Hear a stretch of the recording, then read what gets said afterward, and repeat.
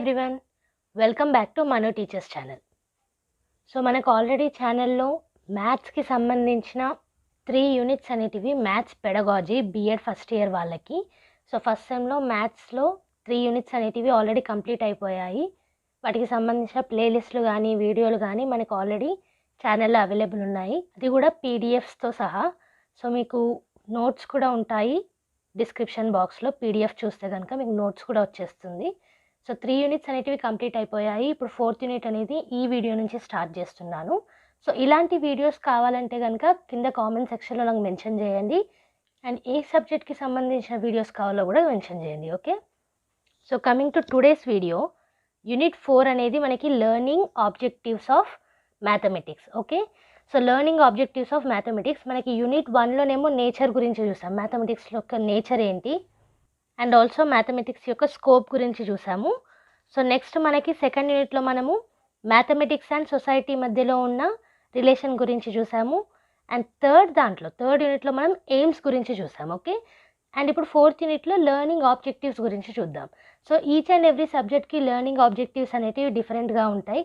ఎలా అయితే aims different ఉంటాయో లెర్నింగ్ ఆబ్జెక్టివ్స్ కూడా డిఫరెంట్. సో ఈ యూనిట్ 4 చూసే ముందు ఎయిమ్స్ మరియు నేచర్ ఆఫ్ మ్యాథమెటిక్స్ గురించి వీడియోస్ అనేటివి ఉన్నాయి, వాటిని చూడండి. బికాస్ వాటి మీద బేస్ చేసుకుని మనకి లెర్నింగ్ ఆబ్జెక్టివ్స్ అనేటివి ఉంటాయి. ఓకే, సో ఇంటర్ రిలేటెడ్ ఉంటాయి కొంచెం. సో వాటి గురించి ఎయిమ్స్ అండ్ నేచర్ మరియు స్కోప్ గురించి అర్థమైతేనే మనకి లెర్నింగ్ ఆబ్జెక్టివ్స్ గురించి పూర్తిగా అవగాహన వస్తుంది. ఓకే, మనకి ప్లేలిస్ట్ల రూపంలో కూడా ఉన్నాయి, ఒకసారి ఛానల్ని విజిట్ చేసి చూడండి, దెన్ లెర్నింగ్ ఆబ్జెక్టివ్స్ గురించి చూడండి. ఓకే, అండ్ సెకండ్ యూనిట్లో మనకి హిస్టరీ ఆఫ్ మ్యాథమెటిక్స్ గురించి, మ్యాథమెటిక్స్ అండ్ సొసైటీ గురించి ఉంటుంది. సో ఇవాళ మనం లెర్నింగ్ ఆబ్జెక్టివ్స్ అంటే ఏంటి అండ్ వాటిని ఎలా డెవలప్ చేయాలి అండ్ వాటిలో వెల్ డెవలప్డ్ ఫీచర్స్ ఏమన్నా ఉన్నాయా చూద్దాం. ఓకే, సో ఇప్పుడు మనం యాజ్ ఎ టీచర్ స్టూడెంట్స్కి ఏం ప్రొవైడ్ చేయాలి, ఆపర్చునిటీస్ అనేటివి ఇవ్వాలి. ఓకే, ఎలా అయితే మొక్కను పెంచడానికి నీళ్లు పోయడము, ఎండకి తగిలేలాగా మొక్కను పెట్టడము, లేదా గాలి ఎక్కువ వచ్చినప్పుడు దాన్ని కేర్ తీసుకోవడము, కడతాం కదా తాళ్ళతోటి, సో అలా. సో ఎలా అయితే ఆ లెర్నింగ్ ఎన్విరాన్మెంట్ అనేది, ఆ డెవలప్మెంట్ ఎన్విరాన్మెంట్ అనేది మొక్కకి ఇస్తామో, అలాగే స్టూడెంట్స్కి కూడా లెర్నింగ్ ఎన్విరాన్మెంట్, ఎక్స్పీరియన్సెస్, ఆపర్చునిటీస్ అనేటివి ప్రొవైడ్ చేయాలి యాజ్ ఎ టీచర్ మనం. ఎందుకు? వాళ్ళంతట వాళ్ళే చదువుకోవడానికి, వాళ్ళంతట వాళ్ళే డెవలప్ అవ్వడానికి. ఓకే, సో అలా లెర్నింగ్ ఎక్స్పీరియన్సెస్, ఎన్విరాన్మెంట్ ప్రొవైడ్ చేయడం ఎలా అంటే, ప్రతి ఒక్క టాపిక్ టీచర్ చెప్పే ముందు పిల్లలు ఎలా గుర్తుంచుకుంటున్నారు, ఎలా అర్థం చేసుకుంటున్నారు, ఆ టాపిక్ని ఎలా అప్లై చేయగలుగుతున్నారు, ఎలా అనలైజ్ చేయగలుగుతున్నారు, ఇలాంటి వాటి మీద ఒక అవగాహన అనేది టీచర్కు ఉండాలి. ఎందుకు అనంటే లెర్నింగ్ ఆబ్జెక్టివ్స్ అక్కడి నుంచే వస్తాయి కాబట్టి. ఓకే, సో ఆబ్జెక్టివ్స్ అంటే స్టూడెంట్స్ ఏం చేయొచ్చు, ఏం చేయరాదు, లేదా వాళ్ళు ఏం చెయ్యాలి, ఓకే స్టూడెంట్స్ ఏం చేయాలి అని వాళ్ళంతటా వాళ్ళే నిర్ణయించుకునేలా చేయగలిగే సాధనాలు అనుకోండి. ఓకే, సో ఉద్దేశాలు. ఇప్పుడు ఒక టాపిక్ చెప్పామనుకోండి, ఒక లెసన్ చెప్పాము మనం, ఆ లెసన్ చెప్పడం వల్ల మీరు ఏ ఆబ్జెక్టివ్ పూర్తి చేయాలనుకుంటున్నారు అనేది ముందుగానే సిద్ధం చేసుకొని పెట్టుకోవాలి, అది కూడా స్టూడెంట్స్ బెనిఫిట్ అయ్యేలా ఉండాలి. ఓకే, సో లెర్నింగ్ ఆబ్జెక్టివ్స్ అంటే ఉద్దేశాలు అన్నట్టు. సో సింపుల్గా చెప్పాలంటే ఆబ్జెక్టివ్స్ అనేటివి ఒక మార్గం అన్నట్టు. ఏ మార్గం? పిల్లలు ఎలా చదువుతున్నారో దాన్ని అబ్జర్వ్ చేసే మార్గం. ఓకే, సో ఆబ్జెక్టివ్స్ ద్వారా అది తెలుసుకోగలుగుతాము, వాళ్ళ నుంచి ఎలాంటి రిజల్ట్స్ కావాలో మనం ముందే ఎక్స్పెక్ట్ చేయగలుగుతాము ఆబ్జెక్టివ్స్ వల్ల. సో టీచింగ్ లెర్నింగ్ ప్రాసెస్లో ఒక ఇంపార్టెంట్ గోల్ ఫిక్స్ చేయడానికి కూడా మనకి ఆబ్జెక్టివ్స్ అనేటివి యూజ్ అవుతాయి. ఓకే, సో ఇక్కడ చెప్పింది కూడా అదే. Learning objectives are the statements in specific and observable term that tell what the learner is expected to achieve as a result of engaging her or him in teaching learning process. So teaching learning process జరిగేటప్పుడు ఆ ప్రాసెస్లో పిల్లల్ని engage చేయడం ఎలా, so వాళ్ళ యొక్క understanding ఎలా ఉంది, రిమెంబరింగ్ ఎలా ఉంది, అనలైజింగ్ ఎలా ఉంది, దాన్ని బట్టి మనం టీచింగ్ చేయడము, టీచింగ్ ఆబ్జెక్టివ్స్ని క్రియేట్ చేయడం వల్ల పిల్లల్ని టీచింగ్ లెర్నింగ్ ప్రాసెస్లో ఈజీగా ఇన్వాల్వ్ చేయగలుగుతాము, అండ్ అలాగే ఎయిమ్స్ అనేటివి కూడా ఫుల్ఫిల్ అవుతాయి because of learning objectives. Okay, ఇప్పుడు కొన్ని ఇంపార్టెంట్ పాయింట్స్ అనేటివి చూద్దాం లెర్నింగ్ ఆబ్జెక్టివ్స్లో. సో లెర్నింగ్ ఆబ్జెక్టివ్స్ అనేటివి మనకి ఎప్పుడు కూడా ఈజీగా అబ్జర్వ్ చేసేలాగా క్రియేట్ చేయాలి, అండ్ అలాగే మెజర్ చేసేలాగా ఉండాలి. ఓకే, సో లెర్నింగ్ ఆబ్జెక్టివ్స్ అనేది అర్థం చేసుకునేలాగా ఉండాలి ఈజీగా, అలాగే మెజర్ చేసేలాగా ఉండాలి, అండ్ అలాగే ఎయిమ్స్ తోటి ఆబ్జెక్టివ్స్ అనేటివి ఇన్ఫ్లుయెన్స్ అయి ఉంటాయి. నేను ఆల్రెడీ చెప్పాను కదా, ఈ లెర్నింగ్ ఆబ్జెక్టివ్స్ యూనిట్ మీరు స్టార్ట్ చేయకముందు ఫస్ట్ వెళ్ళి ఎయిమ్స్ యూనిట్ చూడండి. దానివల్ల మీకు ఆబ్జెక్టివ్స్ ఏంటో ఈజీగా అర్థమవుతుంది. ఓకే, సో ఎందుకంటే అవి ఇంటర్ రిలేటెడ్ కాబట్టి. సో ఆబ్జెక్టివ్స్ అనేటివి ఎయిమ్స్ పైన ఇన్ఫ్లుయెన్స్ అయి ఉంటాయి. ఓకే, అలాగే ఆబ్జెక్టివ్స్ అనేటివి షార్ట్గా ఉండాలి, స్పెసిఫిక్ టైంకే ఉండాలి. ఎందుకు అని అంటే ఇప్పుడు పీరియడ్లో ఒక టాపిక్ గురించి ఎక్స్ప్లెయిన్ చేసేటప్పుడు ఆ టాపిక్కి సంబంధించిన ఆబ్జెక్టివ్సే ఉండాలి. సో అలా short and specific time. Okay, అలాగే ఏదన్నా ఎయిమ్ని అచీవ్ చేయడానికి, ఏదైనా గోల్ని అచీవ్ చేసుకోవడానికి ఒక్క ఆబ్జెక్టివే కాకుండా నెంబర్ ఆఫ్ ఆబ్జెక్టివ్స్ అనేటివి మనకి యూజ్ అవుతాయి. ఓకే, సో అందుకే ఆబ్జెక్టివ్స్ ఆర్ నేరోవర్. ఓకే, సో ఎక్కువ అమౌంట్ ఆఫ్ ఆబ్జెక్టివ్స్ అంటే ఎక్కువ నెంబర్ ఆఫ్ ఆబ్జెక్టివ్స్ అనేటివి యూజ్ అవుతాయి ఒక్కొక్కసారి ఒక్క ఎయిమ్ని ఫుల్ఫిల్ చేయడానికి. ఫర్ సపోజ్ మ్యాథ్స్లో మీరు ఒక టాపిక్ చెప్పాలనుకుంటున్నారు, ట్రయాంగిల్స్ అనుకోండి. సో ఆ ట్రయాంగిల్స్ టాపిక్ చెప్పేటప్పుడు మీ ఎయిమ్ ఏంటంటే పిల్లలకి కాంగ్రియుయెన్సీ యొక్క అర్థం తెలవడానికి మీరు ప్రయత్నిస్తున్నారు. సో దాన్ని డిఫరెంట్ వే ఆఫ్ అప్రోచ్లో వెళ్తారు, డిఫరెంట్ ఆబ్జెక్టివ్స్ తోటి. సో దానివల్ల మీకు కాంగ్రియుయెన్సీ ఆఫ్ ట్రయాంగిల్స్ పిల్లలకి అర్థమయ్యేలా చెప్పగలిగేలా చేస్తారు. సో అదే ఇక్కడ చెప్తున్నారు. సో కాంగ్రియుయెన్సీ ఆఫ్ ట్రయాంగిల్ అనేది ఒక సింగిల్ ఎయిమ్, పిల్లలకి అర్థమయ్యేలా చేద్దాం అనేది మీ సింగిల్ ఎయిమ్. దానికి నెంబర్ ఆఫ్ ఆబ్జెక్టివ్స్ అనేటివి యూజ్ అవుతాయి. ఓకే, అండ్ అలాగే ఈ ఆబ్జెక్టివ్స్ మనకి అసెస్మెంట్కి కూడా యూజ్ అవుతాయి. ఎలా అంటే ఇప్పుడు సర్టెన్ ఆబ్జెక్టివ్స్ మనం క్లాస్లో నిర్ణయించుకొని వెళ్తాం. సో ఆబ్జెక్టివ్స్ అచీవ్ అయ్యాయా లేదా, పిల్లలకు అర్థమైందా లేదా, అనలైజ్ చేశారా లేదా, ఇవన్నీ కూడా మనము అసెస్ చేస్తాం. సో ఆబ్జెక్టివ్స్ మనకి అసెస్మెంట్కి కూడా యూజ్ అవుతాయి. ఓకే, సో ఎప్పుడు కూడా ఆబ్జెక్టివ్స్ అనేటివి ఎయిమ్స్ మీద ఇన్ఫ్లుయెన్స్ అయి ఉంటాయి. షార్ట్గా ఉండాలి ఆబ్జెక్టివ్స్ అనేటివి, స్పెసిఫిక్ టైంలో ఉండాలి. ఎందుకంటే మనకి పీరియడ్ ఆఫ్ టైమే ఉంటుంది స్టూడెంట్స్కి టీచర్స్ టీచ్ చేయడానికి. అండ్ అలాగే ఒక్కొక్కసారి ఒక్క ఎయిమ్ని అచీవ్ చేయడానికి నెంబర్ ఆఫ్ ఆబ్జెక్టివ్స్ అనేటివి యూజ్ అవుతాయి. అండ్ ఆల్సో ఆబ్జెక్టివ్స్ మనకి అసెస్మెంట్కి కూడా యూజ్ అవుతాయి. అండ్ ఆబ్జెక్టివ్స్ అనేటివి ఎప్పుడు కూడా ఈజీగా అర్థం చేసుకునేలా ఉండాలి అండ్ మెజర్ చేసేలా ఉండాలి. ఓకే, సో నెక్స్ట్ చూసుకున్నట్టయితే ఈ లెర్నింగ్ ఆబ్జెక్టివ్స్ డెవలపింగ్ గురించి చూద్దాం ఇప్పుడు. ఓకే, సో ఎయిమ్స్ కానీ లెర్నింగ్ ఆబ్జెక్టివ్స్ కానీ ఎప్పుడు కూడా కన్సిస్టెంట్గా ఉండాలి. ఓకే, ఒకటే లెవెల్లో ఉండాలి. అండ్ అలాగే కాగ్నిటివ్ ఎబిలిటీస్ కూడా. Okay, AIIMS, learning objectives and cognitive abilities అంటే మన బ్రెయిన్ యొక్క ఎబిలిటీస్ కూడా సేమ్ లెవెల్లో ఎప్పుడు కన్సిస్టెంట్గా ఉండాలి మ్యాథమెటిక్స్లో. అంటే ఇప్పుడు లెర్నింగ్ ఆబ్జెక్టివ్స్ అనేటివి ఎయిమ్స్ని అచీవ్ చేయడానికి ఉండాలి. ఆ ఎయిమ్స్ అచీవ్ చేయడానికి మనకి కాగ్నిటివ్ ఎబిలిటీస్ కూడా వాటికి సరిపడేంత యూస్ చేసేలాగా ఉండాలి. ఓకే, సో అదే ఇక్కడ చెప్తున్నారు. కాగ్నిటివ్ ఎబిలిటీస్, లెర్నర్స్ యొక్క కాగ్నిటివ్ ఎబిలిటీస్, అలాగే ఎయిమ్స్ లెర్నింగ్ ఆబ్జెక్టివ్స్ అనేటివి కన్సిస్టెంట్గా ఉండాలి మ్యాథమెటిక్స్లో. ఓకే, నేను అందుకే చెప్తున్నాను మళ్ళీ ఎయిమ్స్ మీరు చూడలేదంటే కనుక ఎయిమ్స్ యూనిట్ని చూసిన తర్వాతే లెర్నింగ్ ఆబ్జెక్టివ్ యూనిట్ని చూడండి. ఎందుకు అనంటే ప్రతిసారి మీకు ఎయిమ్స్ అనేటిది రిపీట్ అవుతుంది లెర్నింగ్ ఆబ్జెక్టివ్స్లో, because they are interrelated. Okay, so different సబ్జెక్ట్కి డిఫరెంట్ లెర్నింగ్ ఆబ్జెక్టివ్స్ అనేటివి ఉంటాయి. అలాగే ఇక్కడ మ్యాథమెటిక్స్లో లెర్నింగ్ ఆబ్జెక్టివ్స్ టీచర్స్గా మనం డెవలప్ చేయాలంటే మనకి నేచర్ ఆఫ్ ద మ్యాథమెటిక్స్ గురించి తెలిసి ఉండాలి, మ్యాథమెటిక్స్ యొక్క స్కోప్ గురించి తెలిసి ఉండాలి. అండ్ అలాగే మనం ఏ టాపిక్ని పీరియడ్లో టీచ్ చేస్తున్నామో దాని మీద అవగాహన ఉండాలి, కంటెంట్ ఏంటో దాని మీద అవగాహన ఉండాలి. అండ్ అలాగే నీడ్స్ ఏమేమి అవసరం అవుతాయి, ఏమి ఎబిలిటీస్ ఉండాలి, లెర్నింగ్ డిఫికల్టీస్ ఎక్కడొస్తాయి పిల్లలకి లెర్న్ చేసేటప్పుడు. సో ఇవన్నీ కూడా ఐడియా ఉంటేనే మనం కరెక్ట్గా లెర్నింగ్ ఆబ్జెక్టివ్స్ని డెవలప్ చేయగలుగుతాం యాజ్ టీచర్స్. ఓకే, సో ఏమేమి ఐడియా ఉండాలి మనకి, నేచర్ ఐడియా ఉండాలి, స్కోప్ ఆఫ్ మ్యాథమెటిక్స్, కంటెంట్ గురించి తెలిసి ఉండాలి, టాపిక్ గురించి తెలిసి ఉండాలి, పీరియడ్లో ఏ టాపిక్ టీచ్ చేస్తున్నామో దాని గురించి అవగాహన ఉండాలి.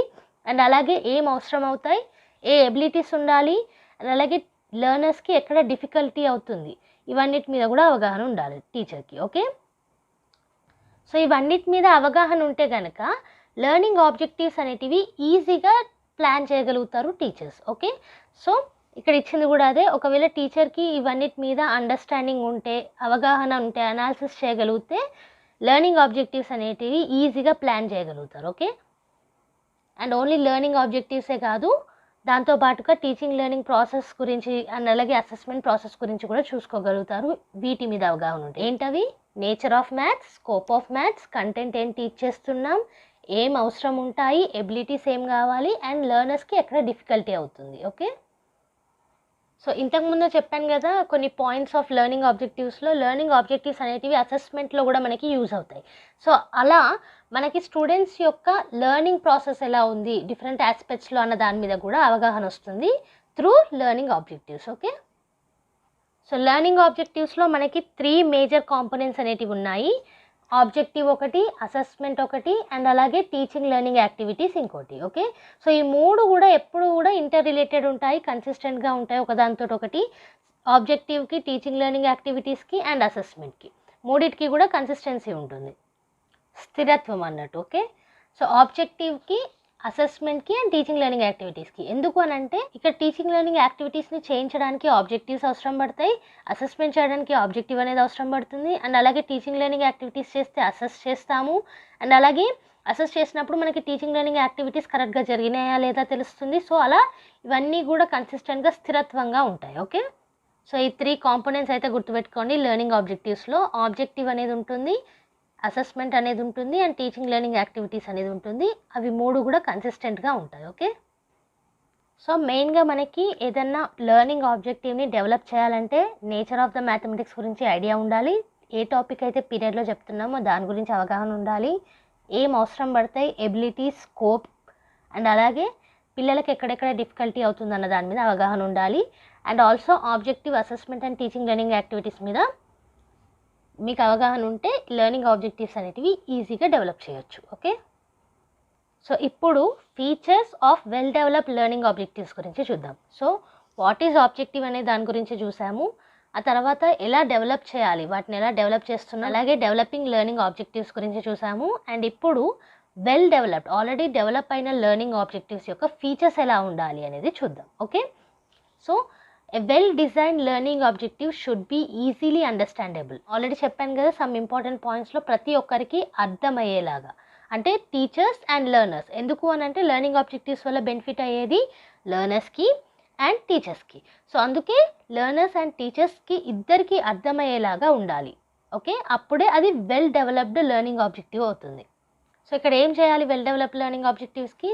స్టూడెంట్స్ అండ్ టీచర్ ఇద్దరు డిస్కస్ చేసి కూడా లెర్నింగ్ ఆబ్జెక్టివ్స్ అనేటివి తీసుకురావచ్చు. ఓకే, సో ఒక వెల్ డెవలప్డ్ లెర్నింగ్ ఆబ్జెక్టివ్ ఎలా ఉండాలంటున్నారు? అండర్స్టాండబుల్ ఉండాలి టీచర్కి అండ్ స్టూడెంట్కి. అందుకే ఇద్దరు డిస్కస్ చేసి కూడా లెర్నింగ్ ఆబ్జెక్టివ్స్ని డెవలప్ చేయొచ్చు అని అంటున్నారు. ఓకే, సో ఇక్కడ కొన్ని పాయింట్స్ అయితే ఇచ్చారు లెర్నింగ్ ఆబ్జెక్టివ్స్ అనేటివి, వెల్ డెవలప్డ్ లెర్నింగ్ ఆబ్జెక్టివ్స్ ఎలా ఉండాలని చెప్పేసి.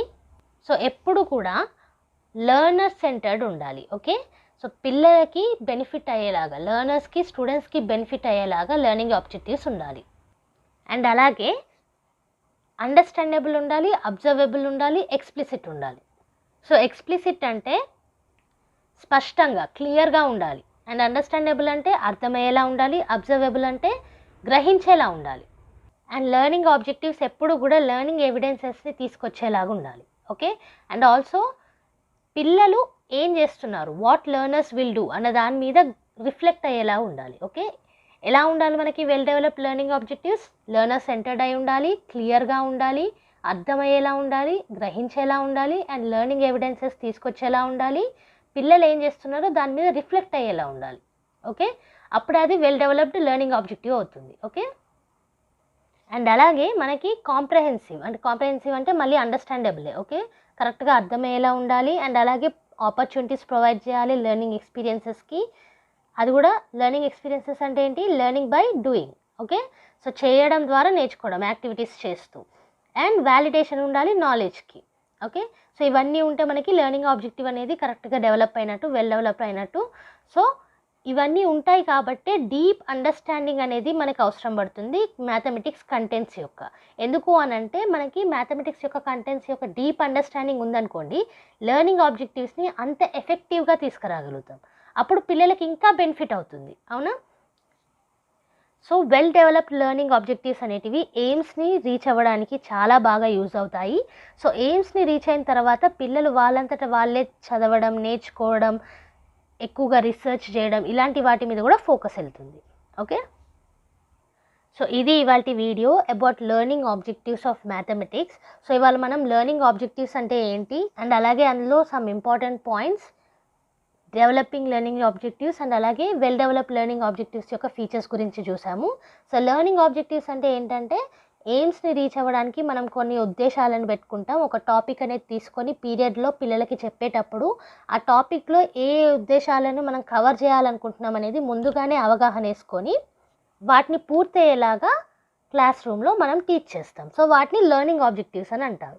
సో ఆ లెర్నింగ్ ఆబ్జెక్టివ్స్ అనేటివి ఎప్పుడు కూడా షార్ట్గా ఉండాలి, ఎందుకంటే పీరియడ్లో చెప్తాం కాబట్టి ఎయిమ్స్ ద్వారా ఇన్ఫ్లుయెన్స్ అయి ఉంటాయి అండ్ అలాగే ఈజీగా అర్థం చేసుకునేలా ఉండాలి. అండ్ ఆల్సో ఒక ఎయిమ్ని కంప్లీట్ చేయడానికి ఒక్కొక్కసారి నెంబర్ ఆఫ్ ఆబ్జెక్టివ్స్ అనేటివి యూజ్ అవుతాయి అండ్ అసెస్మెంట్కి కూడా ఆబ్జెక్టివ్స్ అనేటివి యూజ్ అవుతాయి. ఓకే, సో ఒక మంచి లెర్నింగ్ ఆబ్జెక్టివ్ని డెవలప్ చేసే స్టేజ్లో టీచర్ దేని గురించి ఆలోచించాలి, నేచర్ ఆఫ్ ద మ్యాథమెటిక్స్ గురించి ఆలోచించాలి, స్కోప్ గురించి ఆలోచించాలి అండ్ అలాగే టీచర్ లెర్నర్స్ యొక్క డిఫికల్టీస్ గురించి, వాళ్ళ ఎబిలిటీస్ గురించి, వాళ్ళకి ఏం అవసరమో వాటి గురించి, కంటెంట్ గురించి, టాపిక్ గురించి ఆలోచించాలి. సో వీటన్నిటి మీద అవగాహన ఉన్నప్పుడు టీచర్ టీచింగ్ లెర్నింగ్ ప్రాసెస్ని కంప్లీట్ చేస్తారు, అసెస్మెంట్ని కంప్లీట్ చేస్తారు అండ్ అలాగే లెర్నింగ్ ఆబ్జెక్టివ్స్ని కూడా పూర్తి చేస్తారు. ఓకే, అండ్ అదే కాకుండా మనకి లెర్నింగ్ ఆబ్జెక్టివ్స్లో 3 మేజర్ కాంపోనెంట్స్ అనేటివి ఉన్నాయి.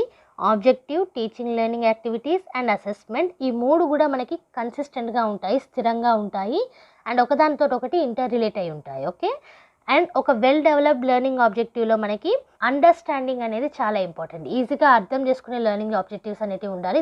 దానికోసం లెర్నర్స్ అండ్ టీచర్స్ ఇద్దరు డిస్కస్ చేసి కూడా లెర్నింగ్ ఆబ్జెక్టివ్స్ని తీసుకురావచ్చు.